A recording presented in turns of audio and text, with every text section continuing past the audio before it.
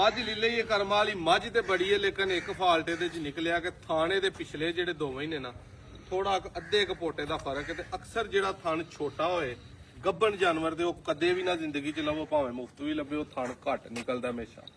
ਇਹ ਹੁਣ ਸੂਈ ਹੈ, ਸੂ ਕੇ ਪਾਸ ਹੋਈਆਂ ਨਹੀਂ ਹੈ ਕਿ ਇਹਦਾ ਥਣ ਜਿਹੜਾ ਉਹ ਬਰਾਬਰ ਨਿਕਲਦਾ, ਧਾਰਦਾਰੀਆਂ ਫਰਕ ਨਿਕਲਦਾ। ਇੱਧਰ ਲਿਆ ਕੈਮਰਾ ਨੇੜੇ,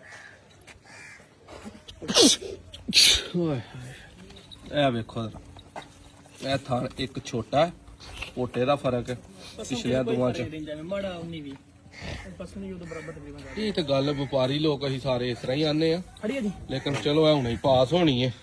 ਧਾਰਾਂ ਜੇ ਤੇ ਬਰਾਬਰ ਹੋਣ ਫਿਰ ਤੇ ਫਾਲਟ ਕੋਈ ਨਹੀਂ, ਲੇਕਿਨ ਫਿਰ ਵੀ ਇਸ ਤਰ੍ਹਾਂ ਦੀ ਮੱਝ ਦਾ ਆਮ ਮੱਝਾਂ ਨਾਲੋਂ 10-20 ਹਜ਼ਾਰ ਰੇਟ ਮਾਰਕੀਟ ਨਾਲੋਂ ਘੱਟ ਹੁੰਦਾ। ਨਹੀਂ ਪਸਮ ਕੇ ਵੀ ਫਰਕ ਵਾਵਾ,